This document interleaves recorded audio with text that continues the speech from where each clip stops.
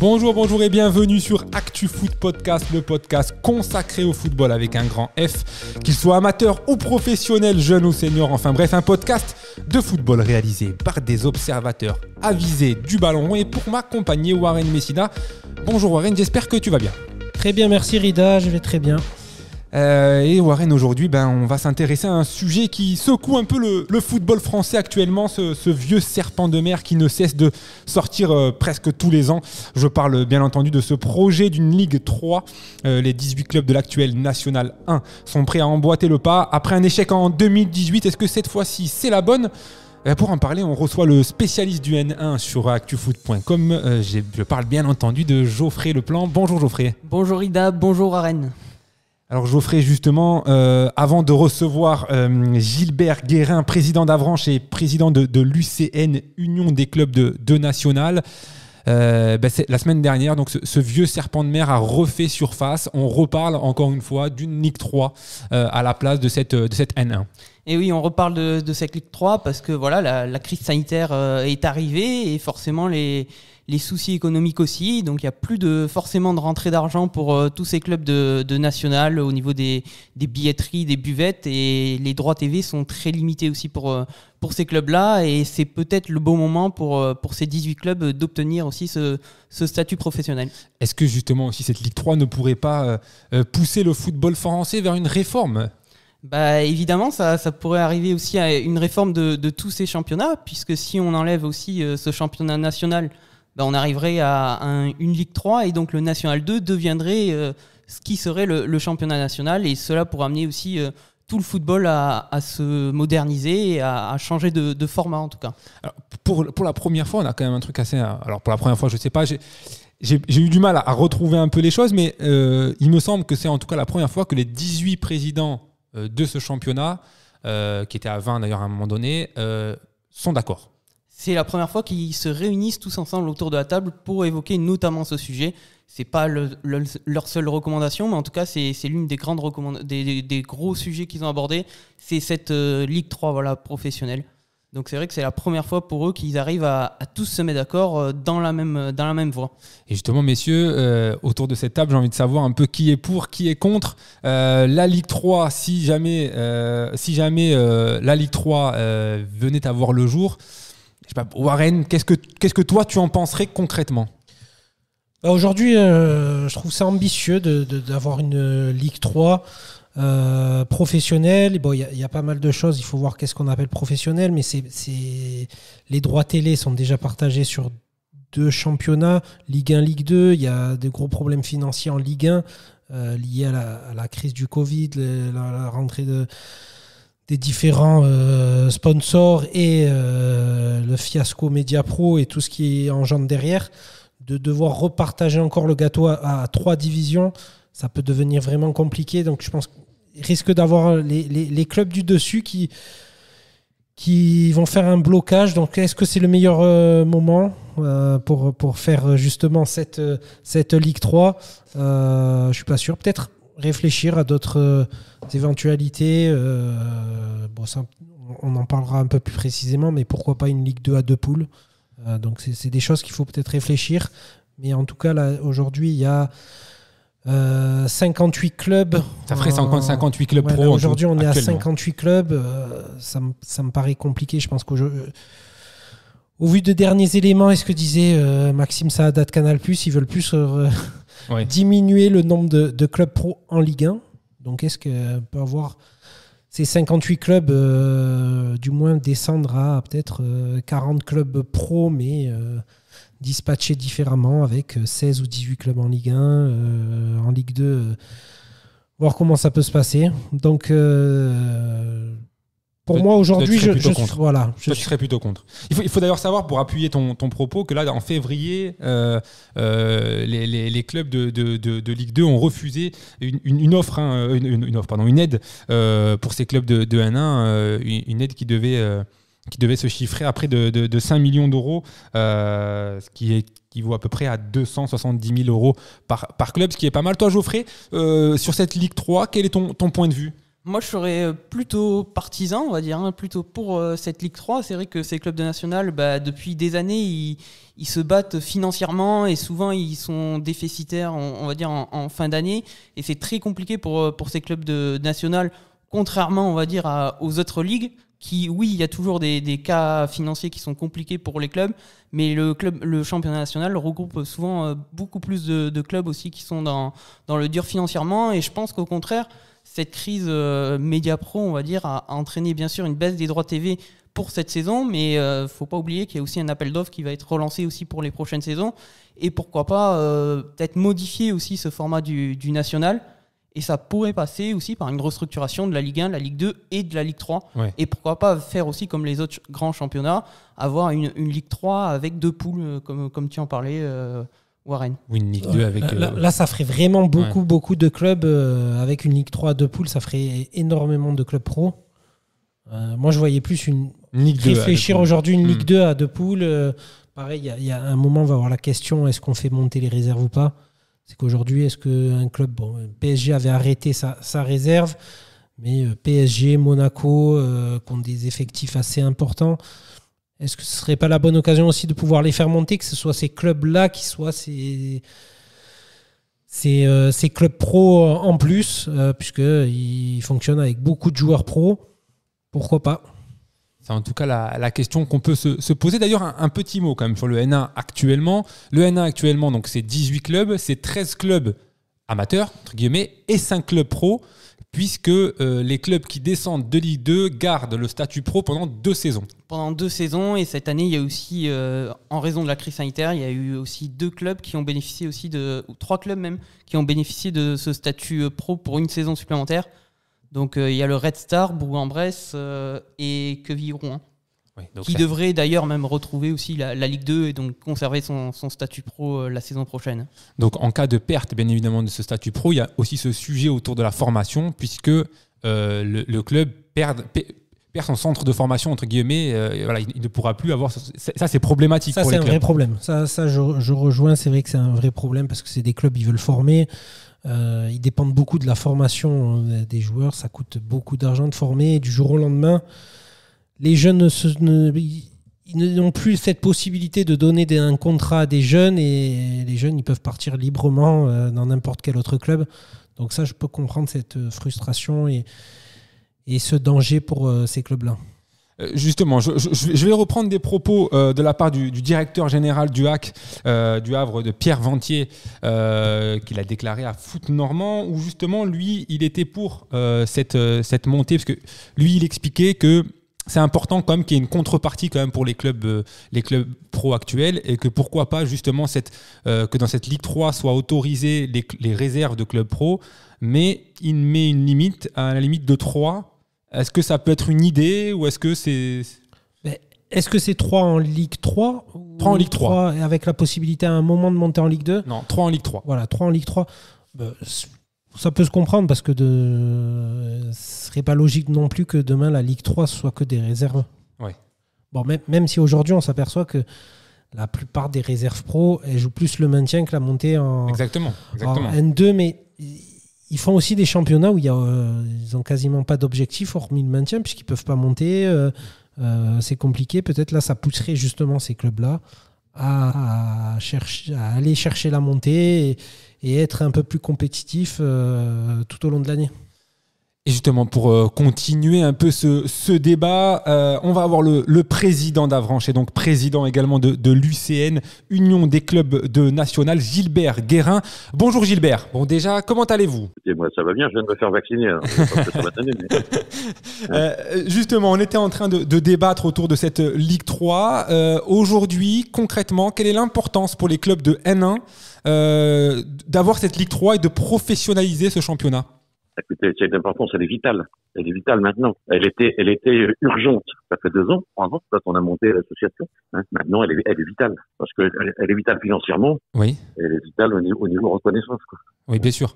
Qu'est-ce que ça peut changer pour un club de N1 de se retrouver en Ligue 3 ? Et est-ce que, ma deuxième question, est-ce que tous les clubs de N1 aujourd'hui peuvent se retrouver avec ce statut professionnel ? Oui, évidemment, puisque les petits clubs, et j'en fais partie, hein. Oui. Les petits clubs, et avant j'en fais partie, on est tout à fait habilité à être Ligue 3, dans le sens où justement ce serait le toit sur la maison, quoi. Hein. On a tout, hein. On a tout.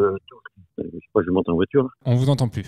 On impose de nous rapprocher le plus possible de la Ligue 2, hein, pour que ce soit plus facile quand on accède. Hein, et le problème, c'est que on n'a rien en face, quoi. On n'a rien en face. Hein, on n'a pas la reconnaissance, on n'a pas le financement. Donc, ce sont des dépenses qu'on fait pour rien, quoi. Hein. Aujourd'hui, on a pu retrouver comme chiffre, vous aurez une aide de la Fédé de 300 000 euros, plus 50 000 euros de droits TV, ce qui est dérisoire, puisque en N1, un budget moyen d'un club, c'est autour des 2 millions. Clairement, aujourd'hui, l'objectif, c'est d'avoir beaucoup plus. Beaucoup plus, on n'est pas. Faut partir petit. Oui. Hein, pour essayer, pour être certain d'avoir, faut partir petit. Non, on a un accord. On avait un accord avant la faillite Mediapro. On avait un accord à 250 000. 250 000 de la LFP. La LFP nous versait 250 000. D'accord. Hein, le problème, c'est que on va avoir un goût d'inachevé parce que on y a goûté. On va normalement toucher les 250 000 cette année, et l'année prochaine, on nous dit, vous toucherez plus parce qu'on n'a plus assez d'argent. Alors, que les droits télé soient baissés parce que le nouvel appel d'offres va forcément pas être au niveau de Mediapro, on peut le comprendre. Hein, on est intelligent, un petit peu. Hein, on comprend. Mais comme ils ont baissé de 50% ou 40%, ils ont baissé de 40%, qu'on nous baisse les 250 000 de 40%, et qu'on soit toujours dans le tuyau, quoi. La moindre des choses, c'est ça, c'est que on ne dit pas, on vous donne, et puis on avait à peine avalé la bouchée que on a dit, il faut la rendre, quoi. Faut la rendre, tout au moins vous n'en aurez plus. Donc c'est encore plus difficile, quoi. Monsieur Guérin, une petite précision, les 250 000 euros, c'est par club ou à partager oui, c'est par club. Ouais, c'est par club. Heureusement, sinon ça serait de la mendicité, sinon. Oui. Non, c'était 5 millions. Oui, mais vous avez raison. Ouais. Non, c'est 5 millions par club. 5 millions par club. Non, là non plus. 5 millions pour les 13 clubs amateurs. Oui, d'accord. Ah, oui. 5 millions pour ces 13 clubs amateurs, puisque les 5 clubs professionnels étaient censés avoir une aide à la rétrogradation, oui, de la LFP. Aujourd'hui, il y a aussi un point qui peut être important dans ce changement de structure au niveau de ce championnat national, c'est autour de la formation des jeunes, puisque si cette Ligue 3 est créée, ces clubs qui composeront cette Ligue 3 devront composer avec un centre de formation, et du coup, c'est bénéfique là aussi pour vous. On a déjà un centre de formation. Enfin, je toujours, excusez-moi de le faire, mais je fais toujours référence à notre club à nous. Oui, bien sûr. On est 17 en nationaux, 19 en nationaux. On a un sport-études dans le sens où c'est organisé avec le lycée. Le sport-études de la Normandie est à Avranches, parce qu'on l'a monté. Notre réserve est en N3 et elle est égale du Stade de Caen ou de Rennes. Le Stade Rennais, sa réserve est en N3. Elle est pas supérieure à la nôtre. Elle est supérieure parce que intrinsèquement elle l'est. Mais dans le classement, elle est pas parce qu'ils mettent des jeunes. C'est la formation qu'ils font. C'est pas de la championnite. Aujourd'hui, la problématique, c'est que si vous avez, on va dire, un super joueur en 19 nationaux qui est très bon, vous pouvez pas le protéger. On est d'accord. Voilà, n'importe quel club peut venir et vous récupérer ce joueur gratuitement. Voilà, exactement. Et c'est pour ça que la Ligue 3 nous aiderait à ce niveau-là aussi. Il n'y aura pas que forcément l'argent. Il y aura la reconnaissance du travail accompli et qu'on puisse négocier ou il faut arriver à se mettre autour d'une table. Et encore une fois, c'est pas difficile avec les clubs de Ligue 1. Moi, je les ai tous eus. Hein. Oui. J'ai eu tout le monde, de Aulas à Kita, à tout le monde, j'ai tous eu. C'était pendant le premier confinement, donc ça date pas d'hier, ça date d'1 an. Et tout le monde était d'accord en Ligue 1. En Ligue 2, ça a été beaucoup plus compliqué parce que ils nous prennent pour des concurrents, alors que on a fait une réunion à Paris la semaine dernière. Sur les 18 clubs présents, les 18 présidents, parce qu'il y avait 16 présidents sur les 18, il y en avait 12 qui étaient allés en Ligue 2 déjà. Oui. Ligue 2 ou Ligue 1, puisque Laval a fait la Ligue 1, la Ligue 2, il y a d'autres. Enfin, donc il y en a 12 sur 18 qui ont connu la Ligue 2. Donc, qui disent pas qu'il n'y a pas de danger, ils devraient tous s'inquiéter. Ils devraient tous s'inquiéter un peu parce que c'est des fois un passage pas obligé, mais ils peuvent y aller, ils peuvent être tenter malgré eux, d'être candidat pour le national, et dans ces cas-là, ils verront que c'est pas facile, quoi. Parce que là, en fait, la partie des droits télé que vous récupéreriez, ça serait une partie de la Ligue 2. C'est pas tout à fait ça. quand les droits télé ont été à distribuer, on nous a dit mettez-vous d'accord. La Ligue a dit mettez-vous d'accord avec la Ligue 2. On va pas distribuer à la nationale. Mettez-vous d'accord et quand vous serez d'accord. Donc nous quand je dis j'ai appelé tous les clubs de Ligue 1, c'était pour négocier pour le contrat Ligue 2 nationale. Et ils ont eu une augmentation de leurs droits télé, la Ligue 2, qu'à la condition qu'ils aident le national. Et je lui dis un an après, c'est compliqué ce que je lui raconte. Mais bon, c'est du vécu, c'est pour ça que ça joue. Non mais bien sûr, c'est important. Ce qui s'est passé, c'est que comment il s'appelle donc on a négocié nous de concert avec la Ligue 2, même si on était moins puissant. On avait notre côté humain, bonhomme. Ça a plu au club de Ligue 1. On dit ok, nous on veut que vous aidiez, on veut à la Ligue 2, et on dit on veut que vous aidiez le national. Et donc ils ont été augmentés à cette condition-là. Ils ont été augmentés et du coup un an après ils disent non, il y a plus rien. Donc c'est pas bien. C'est pas bien. Ils respectent pas leur engagement. Je dis on comprendrait si ils mettaient en pourcentage. Il y a pas de raison qu'ils s'engagent eux, puisque Mediapro s'est pas engagé. Mais ils vont toucher sur Canal et tout sur le reste, ils vont toucher. Donc ils vont toucher 60% en gros, entre 55 et 60%, qui nous donnent entre 55 et 60%. Ouais. Ils respecteront leur engagement. Justement, par rapport au club de Ligue 2, je lisais justement sur footnormand.fr un petit passage de Pierre Ventier, le DG du Havre, qui disait justement qu'il faudrait quand même...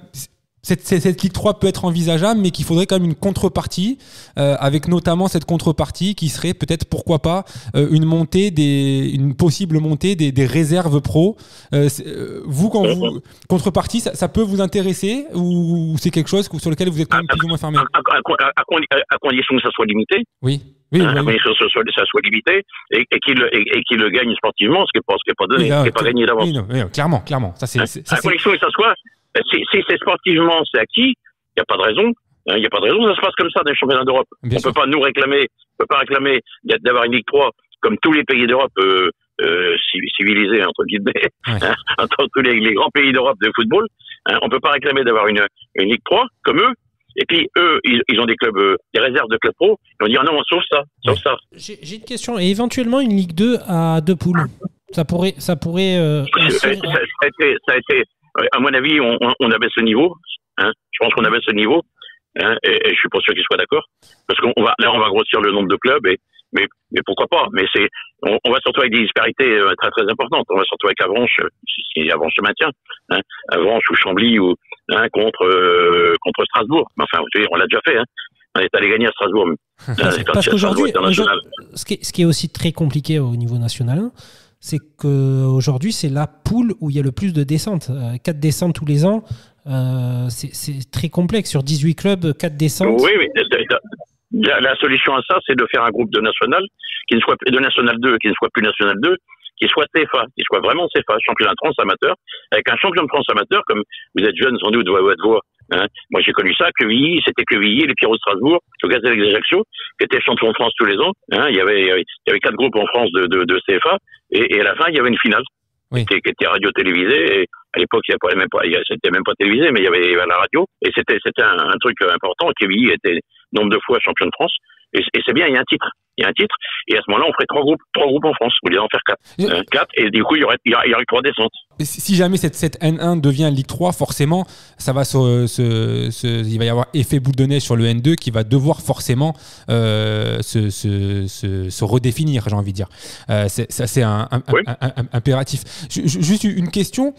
Forcément, si jamais cette Ligue 3 vient à exister, est-ce qu'on vous souhaite quand même d'une certaine manière? Parce que c'est important, je pense, qu'on ait une Ligue 3. Ça le fera. Sincèrement, ça le fera parce que il y avait une volonté de le faire. Les 3 candidats, Moulin, Thirier et Le Gret, sont pour la Ligue 3.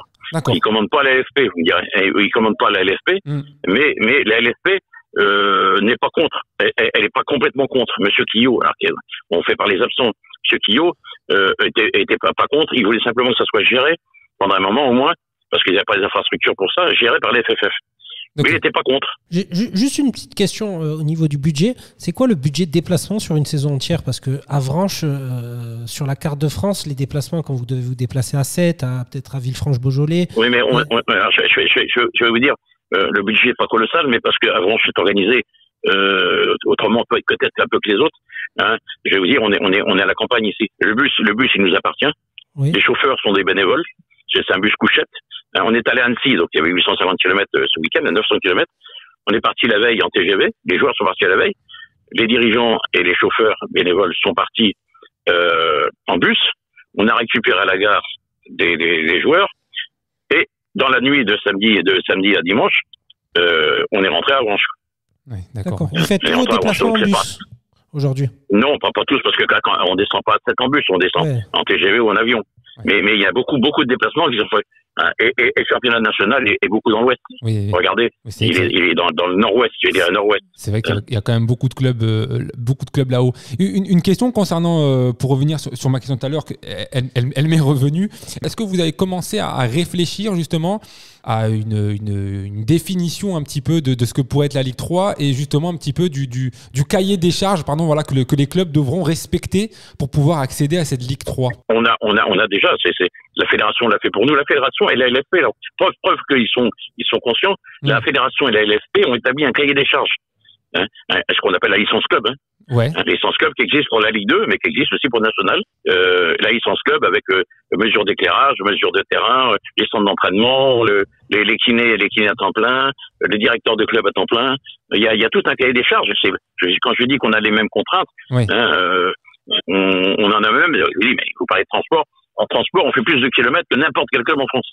Ah oui. Puisque nous, on va en Corse. Clairement. Donc, alors qu'il y a qu'Ajaccio en Ligue 2. Donc, c'est nous qui avons plus de déplacements.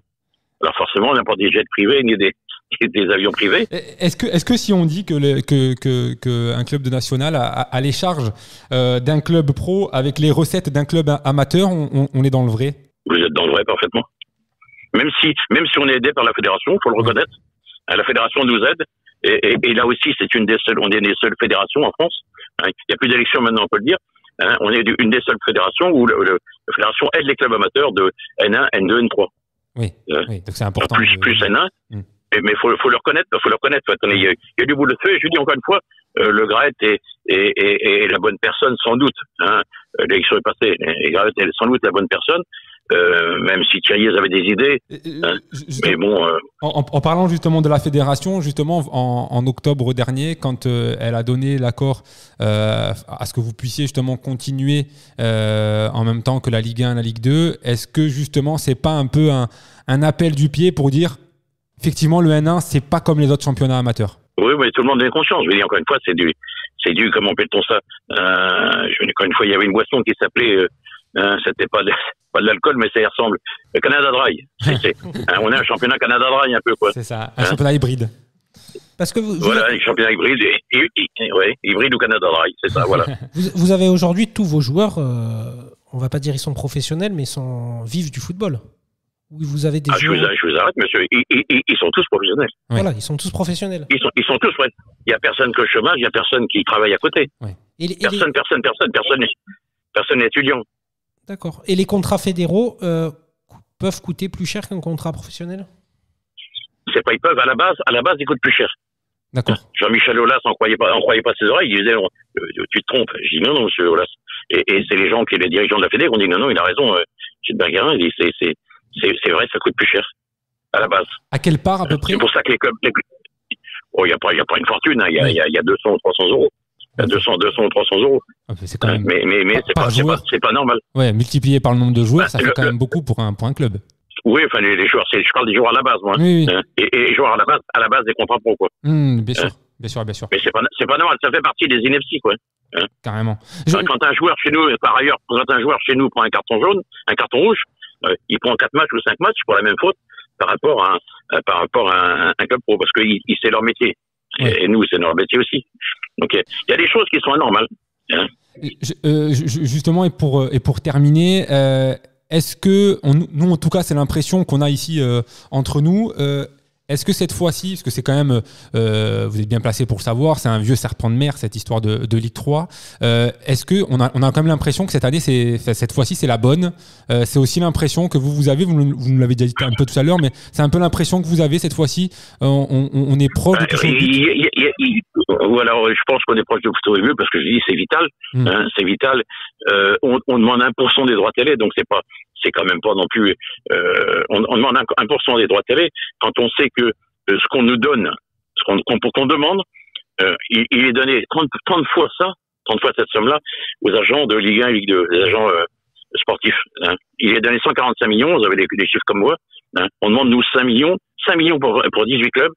Ouais. Eux, c'est 145 millions pour 20 clubs. Ouais. Rien qu'à payer des agents. Alors, ils baissent un peu les agents d'1%, puis voilà, ça ira tout seul. Exactement. Exactement. Bah écoutez, merci beaucoup. Les économies sont là. Bah écoutez, c'est moi qui. De tout ce que vous pouvez faire comme bruit, ça nous aidera. Eh ben avec grand plaisir. Bah merci en tout cas, monsieur Guérin. À bientôt. Je vous en prie. Bonne journée. Au revoir. Eh ben merci beaucoup en tout cas à monsieur Guérin pour ces questions, pour ces réponses, pardon. C'était important justement de le signaler. Il y a un petit peu justement ce qu'il nous a dit, c'est intéressant, notamment ce contrat fédéral qui coûterait plus cher que ce contrat professionnel, donc c'est quand même important. Beaucoup de choses intéressantes, et c'est vrai qu'il y a cette donnée, on ne sait pas pourquoi, c'est vrai que c'est totalement illogique que sur un même contrat, ce ne soit pas les mêmes charges ou le même coût, c'est vrai que c'est illogique. Par rapport à avant notre conversation à monsieur Guérin, je n'étais pas forcément... Là, c'est vrai que ça serait bien de pouvoir aider quand on entend ce que dit le président d'Avranches. C'est compliqué à vivre. Il y a les recettes, c'est très compliqué. Ça ne prendrait pas sur la part de la Ligue 1. Moi, en vrai, c'est pas que j'étais pour ou contre. C'est que ça me paraissait ambitieux en cette période de récupérer encore, d'aller chercher de l'argent sur la part de la Ligue 1 qui est aujourd'hui le championnat phare et qui est pris à la gorge avec des problèmes liés à Mediapro. Mais il nous explique que non. Voilà. Donc, dès lors, oui, ça serait très intéressant. Peut-être même réduire aussi le nombre, parce que je pense qu'il va falloir réduire le nombre de clubs professionnels en Ligue 1, en Ligue 2 et peut-être justement en National. Le fait de faire monter des réserves pourrait régler beaucoup de problèmes et à la fin aujourd'hui on est à combien? Ça ferait on est 53 clubs pro aujourd'hui. Ça ferait un total en tout, si par exemple on reste là, ça ferait un total de 58 clubs professionnels si jamais on reste à 20 et 18 clubs. Et aujourd'hui il y en a 43. Aujourd'hui, il y en a 20 et 5, 45 okay. Clubs. Donc, il y aurait quand même 13 clubs en plus à ajouter cette partie pro. Alors forcément, s'il y a des réserves qui montent, ça équilibrerait peut-être équilibrer, passer à 18 clubs en Ligue 1, 18 clubs en Ligue 2. Ça réglerait pas mal de problèmes. Créer peut-être cette poule de CFA 2 poules. Oui. Parce que pour moi, c'est un problème aujourd'hui. 4 descentes, ça fait beaucoup. C'est beaucoup 4 descentes. Ça fait beaucoup 4 descentes. C'est très beaucoup. Pour un championnat, comme tu dis, de 18, ça fait quand même 14 équipes qui se maintiennent. Donc, enfin, qui se maintiennent, oui, parce que tu en as 3 quand même, 3 qui montent. 2 plus 1. Ouais, donc ça fait 7 clubs. C'est très peu au final. C'est très peu. Il y a 7 clubs qui se renouvellent. Ça fait beaucoup. Ça serait quand même peut-être plus logique d'en faire descendre que 2 ou 3 comme dans les autres championnats, comme on peut avoir ailleurs. Aujourd'hui, il n'y a que le premier qui monte de N2. Donc ça, c'est logique aussi. À un moment, on ne va pas leur demander de faire des barrages. C'est des championnats qui sont très compliqués. On ne va pas leur demander en plus à la fin de faire un barrage pour faire monter 2 équipes. Alors justement pour conclure Warren, parce que c'est un petit peu, tu me fais une passe décisive que j'apprécie forcément sur la N2. Est-ce que justement c'est pas un peu déplacer le problème, et est-ce que le problème ne se passera pas sur ce championnat de N2 qui pourrait être renommé championnat de CFA en tout cas, ou national comme on veut. Est-ce que dans ces clubs de N2 actuellement il y a est-ce que les équipes peuvent espérer se retrouver en Ligue 3 et avoir un statut professionnel? Est-ce qu'ils peuvent avoir les épaules pour soutenir ça? Certains clubs, oui, bien évidemment. Quand on voit Sporting Toulon, Sedan, Fréjus Saint-Raphaël, il y a certains clubs, oui, je ne les ai pas tous en tête, mais il y a Hier aussi qui a un beau projet, mais en termes d'installation et d'infrastructure, c'est un peu plus compliqué. Mais on connaît on va dire dans le sud, on connaît un peu les projets, mais il y a des grands clubs dans le nord. En Ile-de-France, il y a Paris 13 Atlético. Paris 13 Atlético, un très gros projet à terme qui va certainement monter. Je pense que tu vas voir des clubs comme Mulhouse. Pareil, c'est des grandes villes. Beauvais qui a joué le Puy, par exemple, aussi, qui a une bonne structure et qui était d'ailleurs qui était en national. Donc certains clubs, oui, ça sera toujours pareil. Il y a des clubs qui montent, qui auront l'histoire et le projet pour, et certains clubs... ça sera plus compliqué. Ça sera plus compliqué, mais on le retrouve aussi en Ligue 1. Et, en Ligue 1, aujourd'hui, Dijon, on s'aperçoit qu'ils ont beau monter en Ligue 1 depuis des années, c'est compliqué. Ils font l'ascenseur. Tous les ans, ils font l'ascenseur et c'est très compliqué. Idem pour certains clubs de Ligue 2. Geoffrey, quel est ton avis sur cette question ? Oui, je partage cette question. Ce sujet, c'est vrai qu'il y aura forcément cette restructuration, en tout cas du National 2 actuel. Il pourra certainement pas rester non plus sous cette forme-là. Et donc forcément, il y aura des équipes qui prétendront à cette montée aussi en Ligue 3 et qui retrouveront peut-être aussi ce statut professionnel qu'ils ont perdu. Donc je pense que c'est quand même une bonne chose pour le monde du football de passer à cette Ligue 3 comme tous les autres championnats européens. Eh ben écoute, merci en tout cas Geoffrey, merci Warren pour ces très bons échanges. Bien évidemment, vous allez retrouver, parce qu'on va en parler sur ActuFoot tout au long de la semaine, de ce dossier Ligue 3 qui va nous passionner, parce qu'il y a plein de questions qui se posent. On va avoir pas mal d'acteurs sur le sujet. Donc voilà, restez branchés, restez connectés sur actufoot.com pour suivre l'ensemble de ce dossier sur la Ligue 3. Merci beaucoup en tout cas d'avoir suivi ce podcast ActuFoot Podcast. Et on vous retrouve très bientôt. Au revoir.